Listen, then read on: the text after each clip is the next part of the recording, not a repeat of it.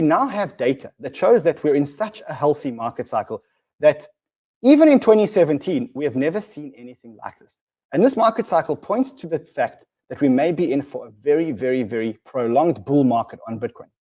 We've got some data. We've got some data from Glassnodes that shows that for the first time, in 2017, we had 5 months of falling supply on Bitcoin exchanges, which led to 20x gains in the previous all-time high.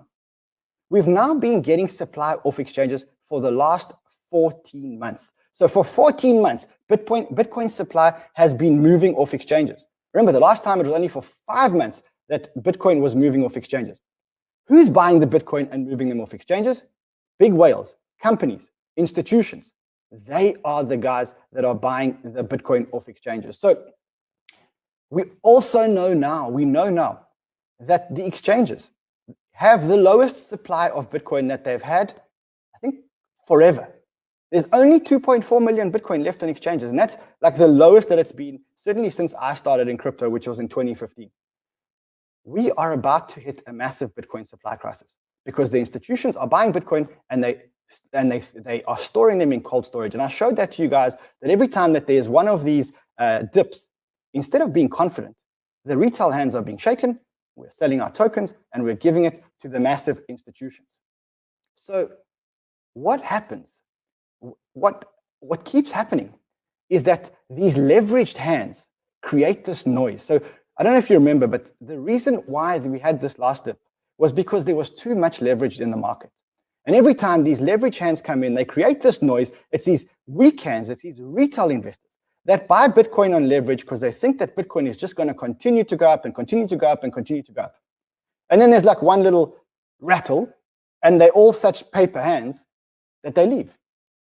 But that's not what's happening this cycle. This cycle, not only are we getting the most amount of Bitcoin taken off exchanges, but on top of that, we are now seeing that this next run up is actually not leveraged.